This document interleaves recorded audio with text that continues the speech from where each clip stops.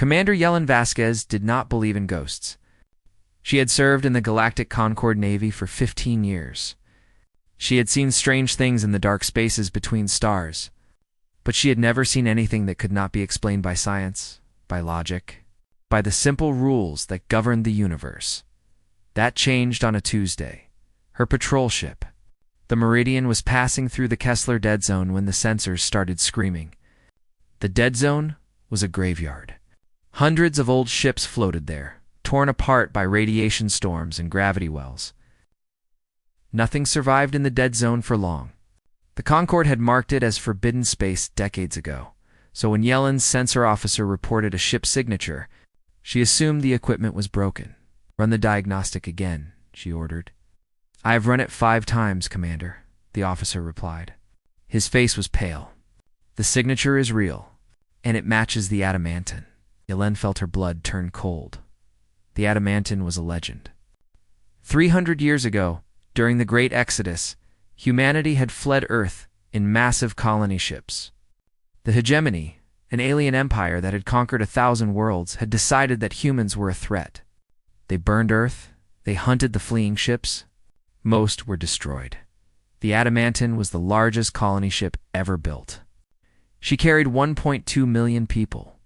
Families, scientists, artists, farmers, the hope of humanity packed into one vessel. She vanished in the Kessler Dead Zone and was never seen again. Every human child learned her name. Every human adult knew the story. The adamantine was not just a ship. She was a symbol of everything humanity had lost. And now, according to the sensors, she was floating 200 kilometers away. Yellen stared at the screen for a long moment. The signature was perfect. Every frequency matched the old records. Every harmonic was exactly right. This was either the greatest hoax in history or something impossible was happening. "Take us in," she said. Her crew looked at her like she was crazy. Maybe she was. But Yellen had to know. She had to see. The Meridian moved slowly through the dead zone. Radiation alarms beeped constantly. The hull groaned under the stress. Yellen watched the view screen and waited. Then she saw it. The adamantine hung in space like a dream. Her hull was perfect. Not a scratch, not a dent, not a single mark from 3 centuries in a region that destroyed ships in weeks. She was beautiful and impossible and absolutely real. "How?" whispered the sensor officer. Yellen had no answer. She assembled a boarding team. 6 of her best people, armed and armored and ready for anything. They crossed the gap in a shuttle and docked with the ancient ship. The airlock opened with a hiss, and they stepped inside. The corridors were lit, not by normal lights, but by something growing on the walls. A blue-green glow that pulsed slowly like a heartbeat. The growth covered everything. It was beautiful in a way that made Yellen uncomfortable. They moved deeper into the ship. The air was breathable. The gravity was stable. Everything worked perfectly, maintained by systems that should have failed centuries ago. Then they found the crew. The first chamber held thousands of them. They floated in crystalline cocoons, suspended in the air like insects in amber. Their eyes were closed. Their faces were peaceful. Monitors showed brain activity, heartbeats, all the signs of life. But they did not wake. They did not move. Yellen counted the cocoons in that one chamber. 3,000 at least. And according to the ship's layout, there were hundreds more chambers like this one. "They're all alive," said the team medic, her voice shaking. "Every single one of them." For 300 years, they pressed on, following the strange bioluminescent glow toward the center of the ship. The walls here were covered in writing. Equations, diagrams, symbols that Yellen did not recognize. Some of it looked like mathematics. Some of it looked like art. Some of it looked like something in between. At the very center of the adamantine, I found a chamber different from the others. It was smaller, more personal. Only one cocoon hung here and it was open. A woman sat on the floor, her back against the wall. She looked young, maybe 30, with dark skin and silver hair that floated around her head like a halo. Her eyes were open, and she was smiling. "Hello," she said. Her voice was calm, almost dreamy. "We have been waiting for you." Yellen raised her weapon. "Who are you? What is this place?" "My name is Mira Okonkwo. I was the captain of this ship." The woman stood slowly, her movements strange and fluid.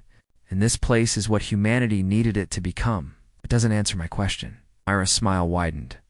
"No, I suppose it doesn't, but you will understand soon." "The enemy is coming, Commander. The ones who burned our home, the ones who hunted us across the stars. They are returning." As if on cue, Yellen's communicator exploded with noise. Emergency broadcasts from every Concord channel. Distress calls from a dozen colonies. And one message that repeated over and over: "Hegemony fleet detected. All ships respond." This is not a drill. Yellen felt the universe shift beneath her feet. The hegemony had not been seen in 300 years. Most people believed they had forgotten about humanity. Most people were wrong. "How did you know?" Yellen demanded. "We know many things now," Mira replied. "The dead zone changed us. The space between spaces taught us secrets that your scientists cannot imagine. We learned how to dream together, how to think as one, how to bend the rules that govern reality." The ship around them began to hum. The bioluminescent glow brightened. Something was waking up. "What are you doing?"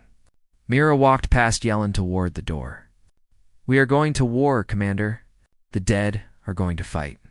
And you are going to help us." Yellen wanted to argue.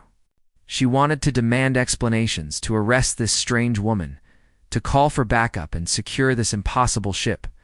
But the emergency broadcasts kept coming. Colony after colony was falling. The hegemony was burning through human space like a fire through dry grass. She had no choice. "My ship is outside," Yellen said. "My crew? Can you protect them?" Mira turned back, and for a moment, her eyes glowed with the same blue-green light as the walls. "We can protect everyone, Commander. That is why we waited. That is why we survived." The adamantine began to move. Her ancient engines, which should have been dead for centuries, roared to life. The crystalline cocoons throughout the ship pulsed in unison. A million minds dreaming the same dream. The ghost ship was awake, and the war had begun. The hegemony Vanguard fleet found them within the hour. 12 dreadnoughts, each one larger than a small moon. Their hulls were black and sharp, designed to inspire fear. Their weapons could crack planets. They had conquered 1,000 worlds with ships like these. Yellen watched them approach on the meridian sensors and felt despair settle into her bones. Her patrol ship was built for speed, not combat. She had 20 crew members, standard weapons, basic shields. Against one dreadnought, she might last 3 minutes. Against 12, she would be dust in seconds. "Commander," her pilot said, "they're hailing us. They want our surrender. And the adamantine? They want her destroyed. They called her an abomination." Yellen looked at the ancient colony ship floating beside them.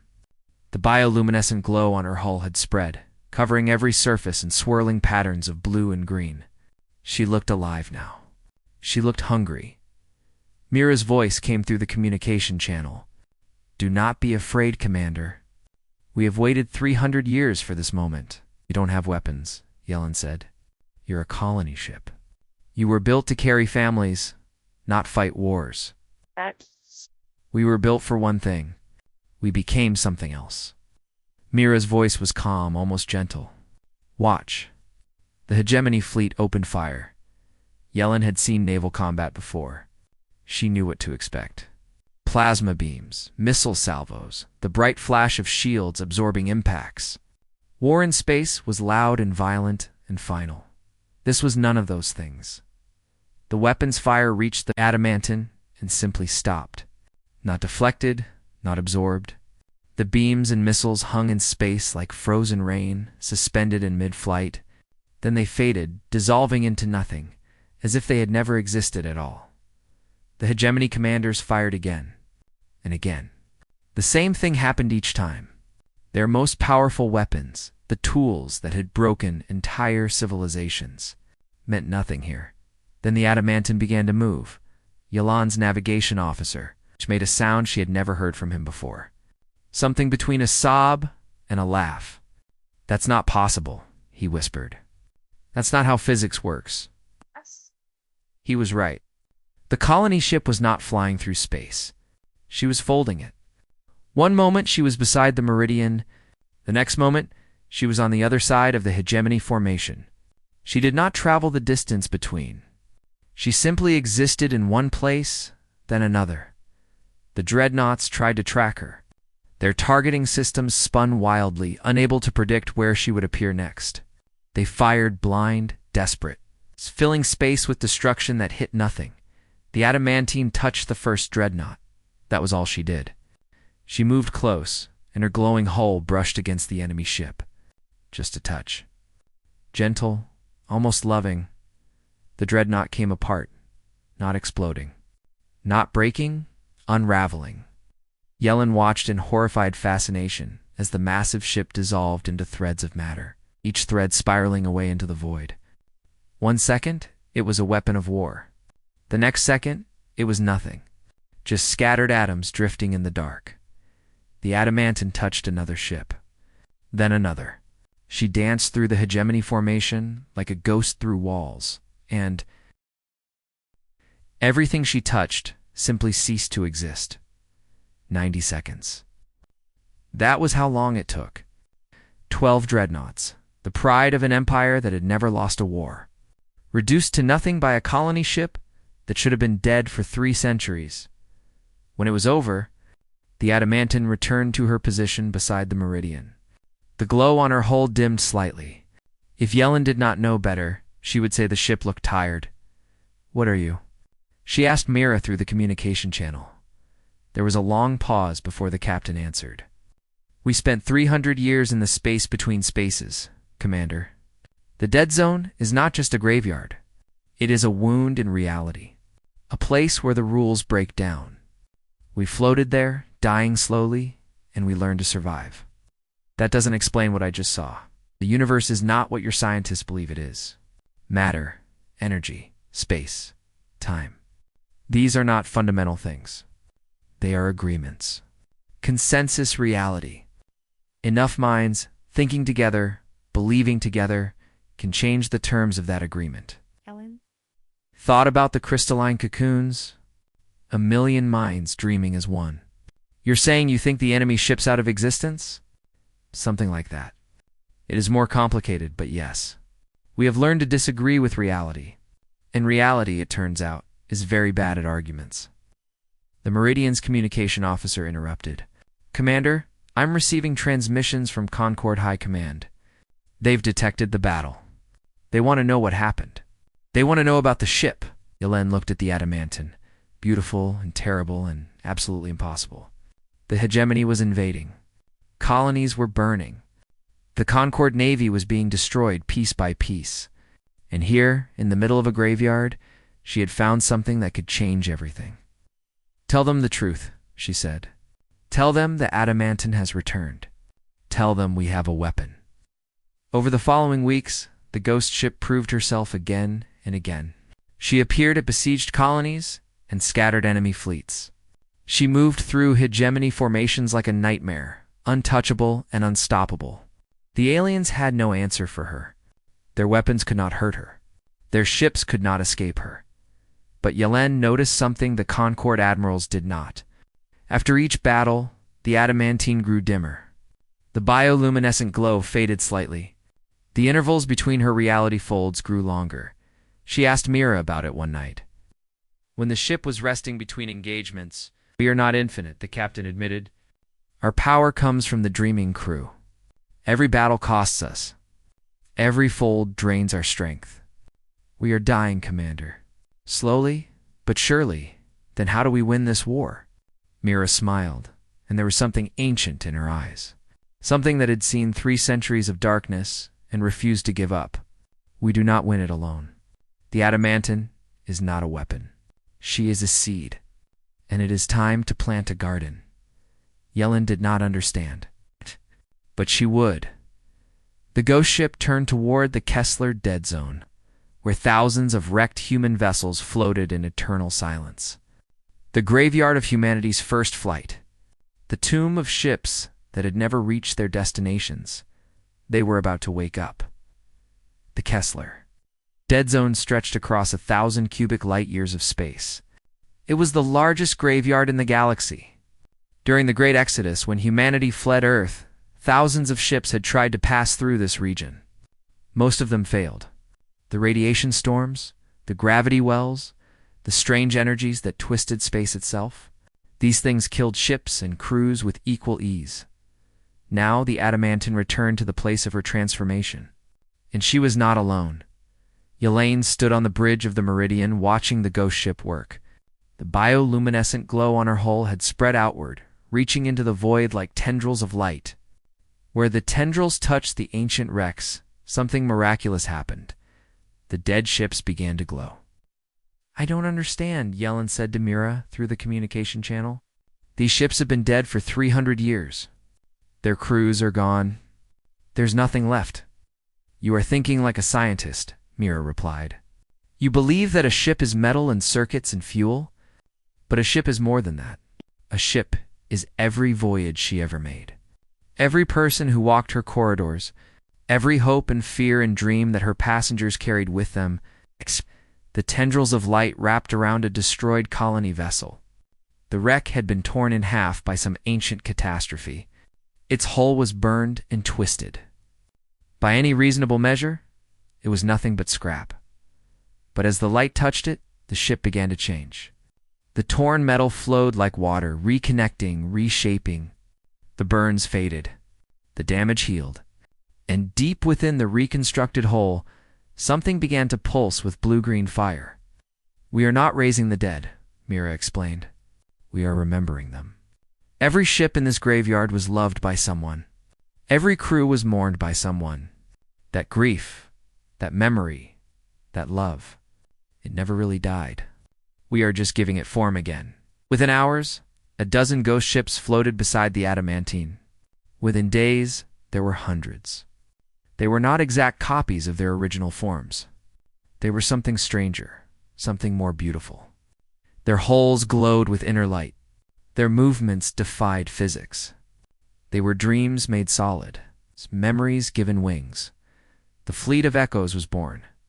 News of the ghost fleet spread through human space like wildfire. Some people called it a miracle.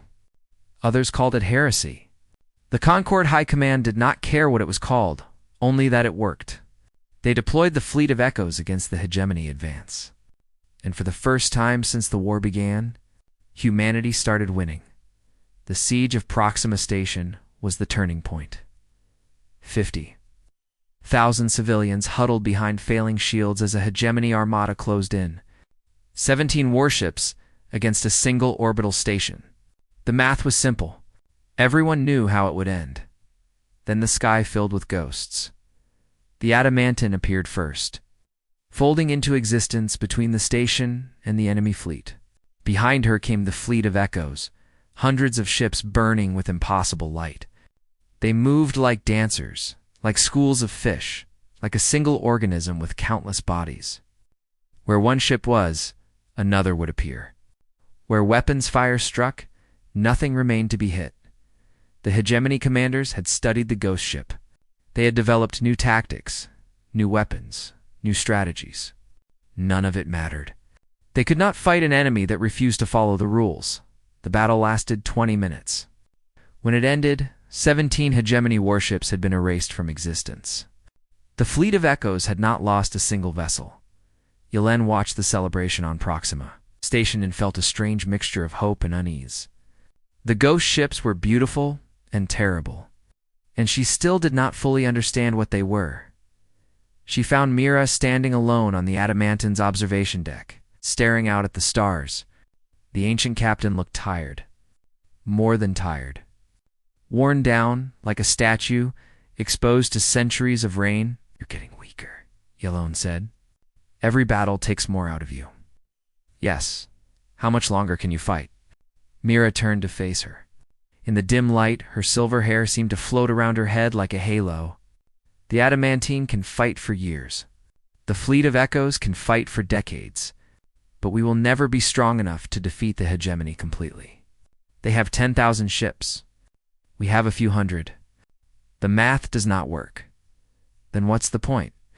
Why wake the dead ships if we can't win? Because winning is not the goal. Myra walked to the window and pressed her hand against the transparent surface. Do you know why the hegemony fears us, Commander? It is not because of our power. It is because of what we represent. I don't understand. The hegemony has conquered 12 species. They do it the same way every time. They attack, they destroy, they wait. Their enemies break. They always break. Given enough time, enough pressure, every civilization surrenders. It is the mathematics of despair. Myra's eyes began to glow with soft blue light. But humans are strange. We lost our homeworld. We lost most of our population. We should have broken. Instead, we fled. We hid. We survived. And when we had nothing left, when we were floating in the dark with no hope of rescue, we found a way to become something new. You found a way to bend reality. You found a way to refuse reality. The universe told us we were dead. We disagreed. That is the gift we can give to humanity, Commander. Not victory. Not salvation. Just the knowledge that the rules are not absolute. That despair is a choice. That death is negotiable. Outside the window, the fleet of echoes drifted in formation. Hundreds of ships that should not exist, crewed by memories that should have faded centuries ago. They were proof of something that science could not explain and logic could not accept. Hope was real, and it had teeth. The hegemony will send everything they have, Yellen said. When they realize they can't beat us with conventional tactics, they'll bring their entire armada. Yes, they will. Can we survive that? Mira smiled, and for a moment, she looked like the young captain she had been 300 years ago. Brave, determined, ready to face anything. That depends on whether humanity is ready to wake up. Wake up? The Adamantin was not special, Commander. She was just first. Every human carries the same potential. Every human mind can dream the same dream. When the final battle comes, we will need all of them. Every man, woman, and child. Every ship, every station, every colony. We will need humanity to remember what it is. She turned back to the stars. We are the species that would not die. It is time to prove it. Far away in the heart of hegemony space, Supreme Commander Kethrix reviewed the battle reports and made a decision. The ghost ships were a threat that could not be tolerated. Half measures had failed. Conventional tactics had failed. It was time to end this war once and for all. She ordered the hegemony armada to assemble. 10,000 ships. Every vessel in their empire. The largest fleet ever gathered in galactic history.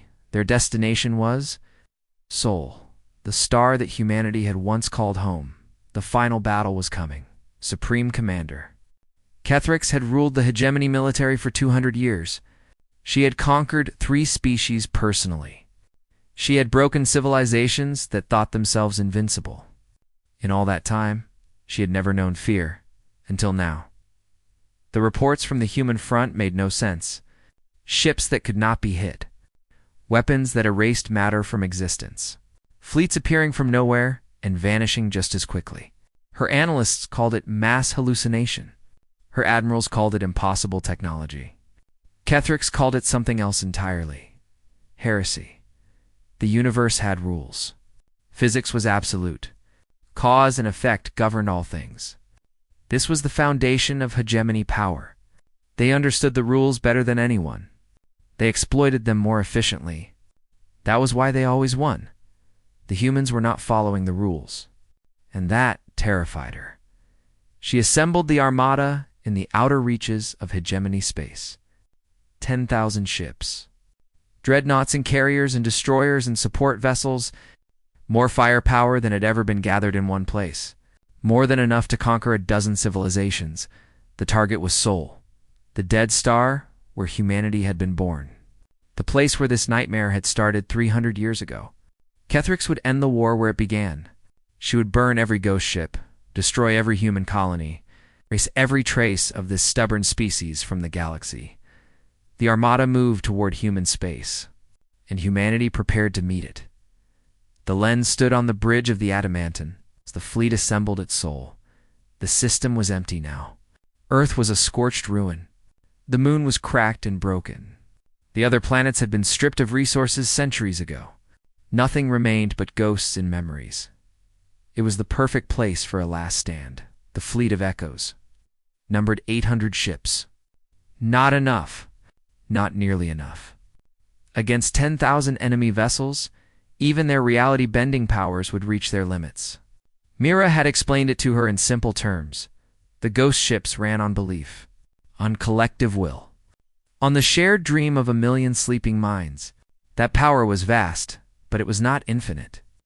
"They're entering the system," the sensor officer reported. 10,000 contacts and counting. Yellen watched the tactical display and felt her heart sink. The hegemony formation was perfect. A sphere of destruction. Weapons covering every angle, every approach. No gaps, no weaknesses, no mercy. "All ships report ready," Mira said through the communication channel. "The dreaming ones are focusing. We will hold as long as we can, and then we will see what humanity is truly made of." Battle began. The fleet of Echoes surged forward, reality rippling around them. They folded through space, appearing inside the hegemony formation, touching ships and erasing them from existence. The first wave of attacks destroyed hundreds of enemy vessels. For a moment, it seemed like the ghost ships might actually win. Then the numbers took their toll. Kethrix had learned from previous battles. Her ships did not try to track the ghost vessels. They did not aim at targets that would not stay in one place. Instead, they filled space with weapons fire. Millions of projectiles, beams, missiles, bombs.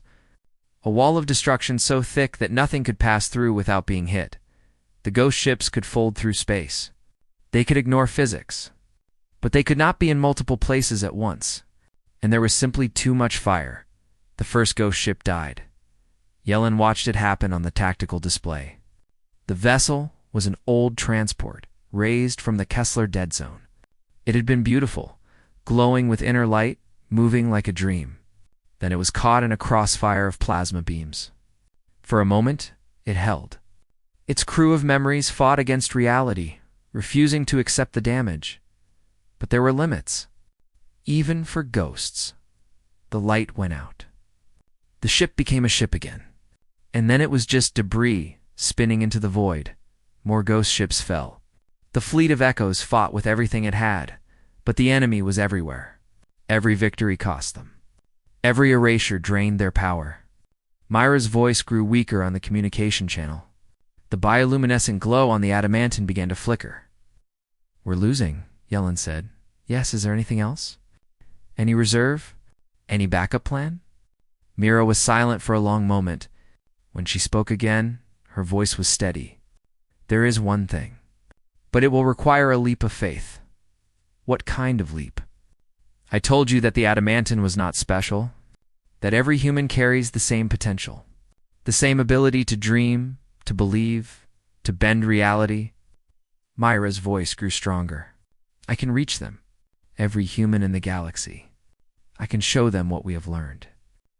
But they must choose to listen. They must choose to believe." "How many?" "All of them. Every single one." Elaine looked at the tactical display. The fleet of Echoes was down to 500 ships. The hegemony still had over 9,000. In an hour, maybe less, it would be over. "Do it," she said. Myra Okonkwo closed her eyes. The million minds sleeping in their crystalline cocoons turned their attention outward. The Adamantine blazed with light, brighter than she had ever been before, and her voice echoed across every communication channel in human space. "Children of Earth, I am speaking to you from the Sol System, from the place where our species was born. I am speaking to you from a ship that should not exist, with a crew that should be dead. And I am speaking to you because we need your help. Across 1,000 colonies, billions of humans stopped what they were doing. Farmers and soldiers, scientists and artists, mothers and fathers, children who had never seen Earth, had never known anything but life among the stars. They all heard the voice. The enemy is here. They have come to finish what they started 300 years ago. They want to erase us from the universe. And by every measure, every calculation, every rule of logic and physics, they are going to succeed. The tactical display showed the hegemony fleet advancing. The ghost ships were dying. The end was minutes away. But I have learned something in the centuries I have spent dreaming between the stars. The rules are not absolute. The universe is not fixed. Reality is a story, and we are the ones who tell it. On a farming colony at the edge of human space, a young girl looked up at the stars and wondered if it was true. On a refugee ship, fleeing the war, an old man remembered stories his grandmother had told him about. Earth, on a military vessel, holding the line against impossible odds. A captain felt something stir in her heart. Something that had been sleeping for a very long time. You carry the same power we do. Every one of you. The power to refuse. To disagree with the universe when it tells you that you cannot survive. To believe so strongly in something that reality has no choice but to bend. The hegemony fleet closed in. The adamantine trembled. The dreaming minds were at their limit, straining against the weight of 10,000 enemy ships. I am asking you to dream with us, to believe with us, to become something more than flesh and blood and fear. I am asking you to remember what we are. Mira opened her eyes. They blazed with blue-green fire. We are the species that would not die. Now prove it. Across the galaxy, humanity made a choice. Supreme Commander Kethrix watched the final assault with satisfaction. The Ghost Fleet was dying. The impossible ship at their center was flickering like a candle in a storm. Victory was moments away. Then her tactical officer made a sound she had never heard before. Something between confusion and horror. Commander, the human civilian ships, they single quotes. Changing. Kethrix turned to the display. Throughout the battle zone, human vessels that had been fleeing were now stopping. Transports, freighters, passenger liners, mining ships, vessels with no weapons, no armor, no reason to do anything but run. They were turning around, and they were beginning to glow. It started slowly. A faint shimmer on the hulls. A flicker of blue-green light. But it spread quickly, racing across metal surfaces like fire through dry grass. The ships began to move differently. Not flying, but folding. Appearing in one place, then another. Ignoring the rules that all ships had to follow. That's impossible, the tactical officer whispered. They're not ghost ships. They're just ordinary vessels. They were not ordinary anymore. Across the galaxy, Mira's message had reached every human being alive. Billions of minds, all hearing the same words, all facing the same choice. Most of them did not understand what was happening. Most of them did not believe it was real. But some of them did. On a farming colony, a young girl closed her eyes and thought about her grandmother's stories. She thought about Earth, a place she had never seen, but always loved. She thought about the ship her family lived on, the old freighter that had carried them from place to place for generations. And she believed with all her heart that it could be more than it was. On the refugee ship, the old man remembered his grandmother's voice. She had survived the Great Exodus. She had told him that humans were stubborn, that they never gave up, that they would survive anything if they just refused to stop. He believed her. He had always believed her. On the military vessel, the captain felt something unlock inside her. A door she had never known existed. She looked at her crew, and she saw the same thing in their eyes. Fear was fading. Something else was taking its place. They were waking up.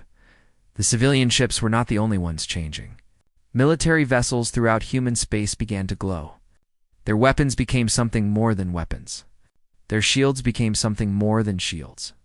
They folded through space, like the ghost ships, like the adamantine, like something that had never existed before, because they believed it was possible, because they refused to accept that it was not. Kethrix watched her tactical display filled with impossible contacts. Where there had been hundreds of ghost ships, there were now thousands. Where there had been a dying fleet, there was now an awakening species. Fire everything. she ordered. All weapons, all ships, now. The Hegemony Armada unleashed its full fury. 10,000 ships firing everything they had, enough firepower to crack planets, to sterilize solar systems, to erase civilizations from history. The humans did not dodge. They did not run. They simply refused. The weapons' fire passed through them. Missiles dissolved before impact. Plasma beams bent around hulls that should not exist. The rules of physics, the laws that had governed warfare for millennia, meant nothing to an enemy that had decided they did not apply. The lens stood on the bridge of the adamantine and watched humanity transform. The tactical display was chaos. Blue-green lights everywhere. Human ships appearing and disappearing. Hegemony vessels coming apart thread by thread, atom by atom. Beside her, Mira was crying. Not from sadness. From joy. They heard us, she whispered. They believed the battle was no longer a battle. It was a revolution. A species discovering what it could become when it stopped believing in limits. When it stopped accepting the rules. The Hegemony fleet, the greatest armada ever assembled, found itself surrounded by enemies that could not be killed. Every ship they destroyed came back. Every weapon they fired meant nothing. The mathematics of war, which had always favored the strong, collapsed completely, because humans were not fighting with weapons anymore. They were fighting with will, with hope. With the stubborn, impossible, beautiful refusal to accept defeat, Kethrix watched her fleet dissolve around her. 9,000 ships became 8,000. 7,000. 5,000. Her commanders screamed for orders, for strategies, for anything that might stop the tide. There was nothing. For the first time in 10,000 years, the Hegemony had no answer. Open a channel, Kethrix said quietly. All frequencies. Her communications officer obeyed. The Supreme Commander looked at the display, at the glowing human ships, at the death of everything she had believed in. This is Supreme Commander Kethrix of the Hegemony Armada. We... surrender. The word tasted like poison. In the entire history of the Hegemony, it had never been spoken. They did not surrender. They won, always. Not today. The human ships stopped attacking. The blue-green glow dimmed slightly, but did not fade. They waited, watchful, ready to resume if needed. But it was not needed. The war was over, in the aftermath. Yellen stood on the observation deck of the adamantine and looked at Earth. The planet was still burned. The scars of the Hegemony attack were still visible, even from orbit. But something had changed. The world felt different now. Possible Mira stood beside her. The ancient captain looked exhausted, but peaceful. The silver in her hair seemed to glow faintly, a reminder of what she had become. What happens now? Yellen asked. Now we rebuild. We heal. We figure out what this means for humanity, Mira smiled. We are not the same species that left this world 300 years ago. We have learned things. Become things. The universe will have to adjust. Will the Hegemony accept peace? They have no choice. They cannot defeat an enemy that refuses to be defeated. That is the lesson we have taught them. Mira turned to face Yellen, and it is the lesson we have taught ourselves. Outside the window, the human fleet drifted in formation. Thousands of ships, military and civilian, ghost vessels and living ones, all glowing with the same inner light. They were connected now, not just by communication channels or chain of command, but by something deeper. A shared dream. A collective will. They were still human. They still had doubts and fears and flaws. But they had learned that the rules were not absolute. That reality was flexible. That belief, true belief, could change everything. The galaxy will never forget what happened here, Yellen said. No, they won't. Mira's smile widened. They will tell stories about us. The ghost ship that should not exist. The species that would not die. The war that ended when humanity woke up and remembered what it was. She placed her hand on the window, looking out at the stars that had once seemed so cold and hostile. We were never alone out there. We just forgot how to believe in ourselves. Now we remember. The adamantine drifted in the void, surrounded by her children, her fleet, her dreaming family. 300 years of waiting, fighting, hoping. It had all led to this moment. Humanity had found something in the darkness between stars.